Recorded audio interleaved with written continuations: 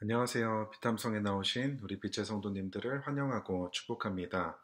오늘도 좋으신 하나님의 말씀을 함께 공부할 수 있게 되어서 참으로 감사합니다. 저희가 함께 공부하는 가운데에 하나님을 향한 지식과 사랑이 더욱더 자라날 수 있는 시간이 되었으면 좋겠습니다. 제가 기도로 오늘 비탐성 시작하도록 하겠습니다. 하나님 감사합니다. 목마른 사슴이 시냇물을 찾아 헤매이듯이 오늘도 저희 영혼의 갈급함을 허락하여 주셔서 저희가 주님을 찾게 하여 주시니 감사를 드립니다. 오늘 함께 말씀을 공부하는 가운데에 우리의 삶을 돌아보게 하시고 우리의 삶을 통해 하나님이 기뻐하시는 예배 올려드릴 수 있는 우리 모두가 되게 하여 주옵소서. 감사를 드리며 이 모든 말씀 예수님의 이름으로 기도했습니다. 아멘. 오늘 저희가 함께 공부할 말씀은 어제 이어서 레위기 22장 17절부터 30절까지의 말씀입니다. 함께 17절부터 21절까지 말씀 읽도록 하겠습니다. 읽겠습니다. 주님께서 모세에게 말씀하셨다. 너는 아론과 그의 아들들과 온 이스라엘 자손에게 말하여라. 그들에게 다음과 같이 일러라.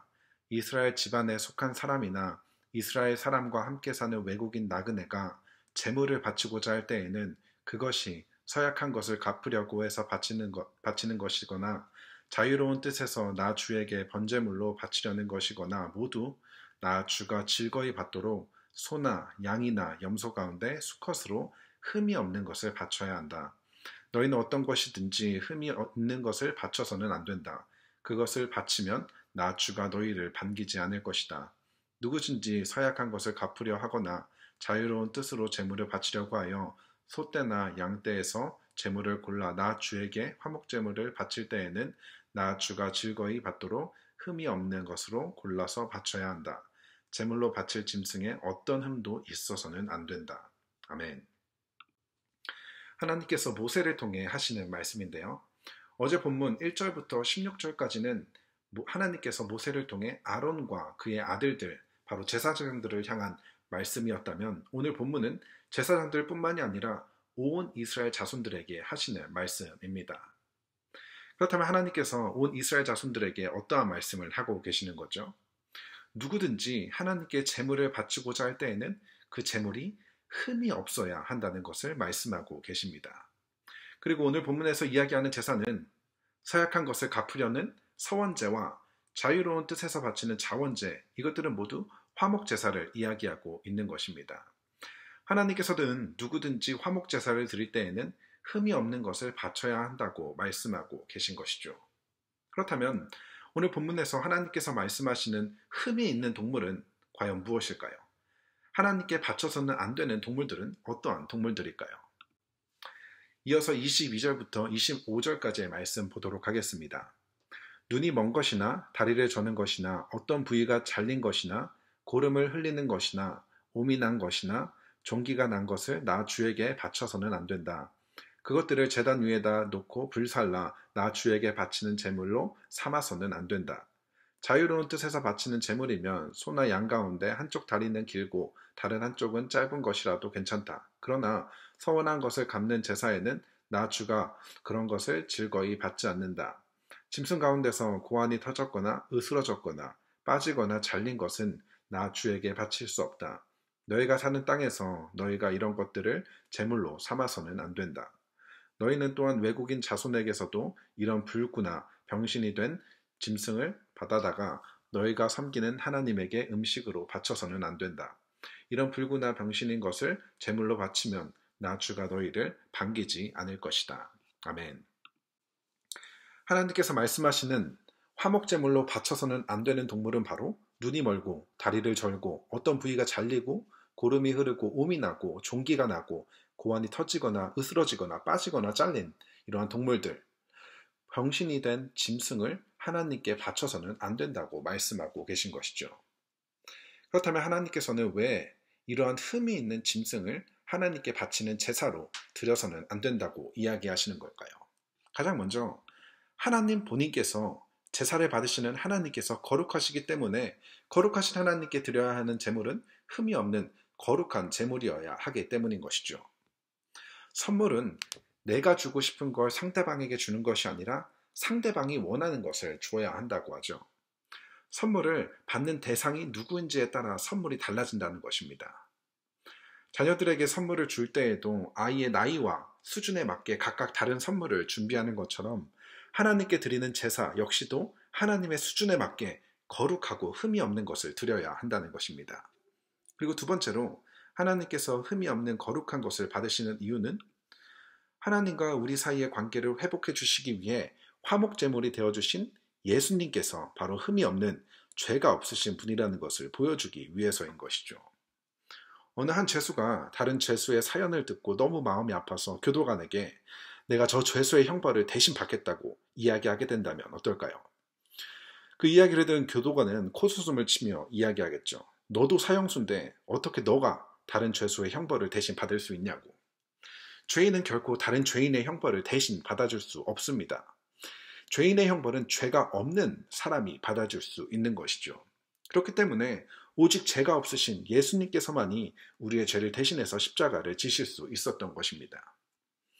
우리가 하나님과의 화목할 수 있는 이유는 흠이 없으신 예수님께서 그분의 거룩을 우리에게 주시고 우리의 죄를 예수님께서 가져가 주셨기 때문에 하나님과 화목할 수 있었던 것입니다. 이스라엘 백성들이 흠이 없는 짐승을 바침으로 하나님과의 화목을 누렸던 것처럼 오늘날 우리가 하나님과 화목하며 하나님을 예배할 수 있는 유일한 이유는 내가 그럴 만한 자격이 있어서가 아니라 흠이 없으신 거룩하신 예수님을 통해서이기 때문입니다.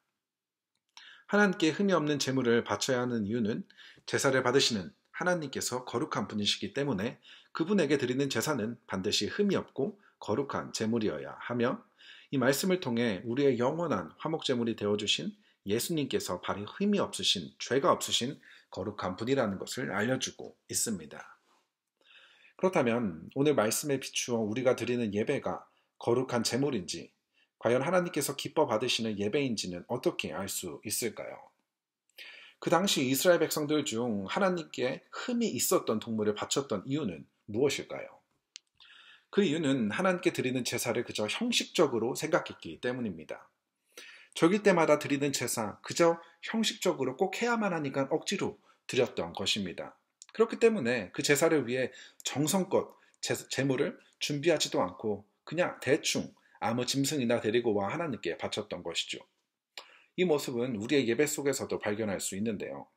그저 일주일에 한 번 형식적으로 교회에 나와서 하나님께 예배를 드려주는 이러한 모습들, 예배를 통해 어떠한 회개의 마음도 하나님을 향한 감사의 마음도 없이 그저 습관처럼 나와 드리는 예배, 괜히 주일에 교회 안 나가면 안 될 것 같아서 드리는 예배는 하나님께서 즐겁게 받으시는 예배가 아니라는 것이죠. 하나님께서는 단지 흠이 있는 짐승 그 자체를 싫어한 것이 아니라 흠이 있는 짐승을 준비했던 그들의 마음을 싫어하신 것이고 그렇기 때문에 그러한 마음으로 준비한 제물, 그러한 마음으로 드리는 예배를 받으시지 않았던 것이죠. 그렇기 때문에 우리는 늘 우리의 마음을 점검하고 하나님이 기뻐 받으시는 예배인지를 점검해 보아야 하는 것입니다. 그렇다면 조금 더 깊이 들어가 예배를 드리는 우리의 마음이 하나님이 기뻐하시는 흠이 없는 마음인지 어떻게 알 수 있죠? 예배 시작 20분 전에 미리 나와서 기도로 예배를 준비하고 큰 목소리로 찬양하고 집중해서 말씀을 들으면 되는 것일까요? 물론 그것으로도 어느 정도 우리의 마음을 점검할 수도 있지만 그건 너무 표면적인 것이고 더 중요한 것은 바로 우리의 일상의 예배를 돌아보면 되는 것이죠. 일주일에 한 번 교회에 나와서 그럴듯한 예배를 드리고 일상에서는 엉망인 삶을 산다면 이것이 바로 흠투성인 예배인 것입니다. 주일에 예배 드리는 모습을 보면 그럴듯한 제물이라고 생각을 했지만 가까이 우리의 일상을 돌아보니 우리가 올려드리는 일상의 예배가 눈이 멀고 다리를 절고 고름이 흘러나오는 흠투성인 제물이었던 것이죠. 하나님께서는 일상의 예배가 무너진 우리의 예배를 즐거이 받지 않으신다는 것입니다. 하나님께서 기뻐 받으시는 예배는 매일의 일상 가운데 하나님을 기억하고 그분의 말씀에 순종하는 우리의 일상의 예배를 이야기하고 있는 것입니다. 우리는 우리의 일상을 돌아보며 하나님께서 즐거이 받으시는 예배를 드리고 있는지, 혹시나 하나님께서 기뻐 받으시지 않는 모습들이 있지 않았는지 우리 스스로를 점검해 볼 필요가 있는 것입니다. 그리고 본문은 이어서 하나님께서 기뻐 받으시지 않는 제사를 또 말씀해 주고 계신데요. 본문 26절부터 30절입니다. 주님께서 모세에게 말씀하셨다. 소나 양이나 염소가 태어나면 이래 동안은 그 어미 품에 그대로 두어야 한다. 여드레 때 재는 날부터는 그것을 제물로 삼아 나 주에게 살라 바칠 수 있다. 나 주도 그것을 즐거이 받을 것이다. 그 어미가 암소거나 암양이거나 간에 너희는 그 어미와 새끼를 같은 날에 죽여서는 안 된다. 너희가 나 주에게 감사의 제물을 바칠 때에 너희가 바치는 그 제물을 나 주가 기쁨으로 받기에 바쳐야 한다. 제물로 바치는 것은 그날로 너희가 다 먹고 다음 날 아침까지 남겨두어서는 안 된다. 나는 주다. 아멘. 하나님께서는 태어난 지 7일이 지나지 않는 새끼 동물들을 하나님께 바치지 말라고 말씀하시고 또 새끼를 잡을 때에도 그 어미와 같은 날 죽여서는 안 된다고 말씀하고 계십니다. 만약 이것을 지키지 않고 태어난 지 7일이 되지 않는 새끼를 그리고 그 어미와 같은 날 죽여서 바치는 제물은 하나님께서 기뻐 받으시지 않는다고 말씀하고 있습니다. 그렇다면 하나님께서 이러한 동물들을 기뻐 받지 않으시는 이유는 무엇일까요? 그 이유는 비록 하나님께 제사를 드리기 위해 동물을 죽여야만 하지만 여전히 하나님께서는 생명을 소중하고 생각하고 계시기 때문입니다. 그렇기 때문에 어미가 힘겹게 낳은 새끼를 태어나자마자 죽이거나 그 어미와 같은 날 죽이는 행위는 결코 해서는 안 된다고 말씀하고 계신 것이죠. 비록 제사를 위해 동물을 잡아야 할지라도 그 동물들 또한 하나님께서 창조하신 것이기 때문에 그들의 생명을 함부로 내 마음대로 다루어서는 안 된다는 것을 이야기하고 있는 것입니다. 그리고 오늘 본문에서 이야기하고 있는 제사는 앞에서 이야기했던 것처럼 화목 제사이기 때문에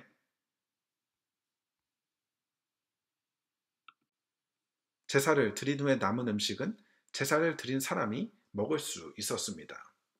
화목 제사 때마다 반복적으로 이야기하는 것이지만 화목 제사를 드리고 남은 음식을 나 혼자 먹는 것이 아니라 이웃과 함께 나눔으로 하나님과의 화목은 반드시 이웃과의 화목으로 이어져야 한다는 것을 또 다시 한번 기억할 수 있었으면 좋겠습니다. 오늘 비탐성을 마무리하면서 오늘 배운 내용을 다시 한번 살펴보면요.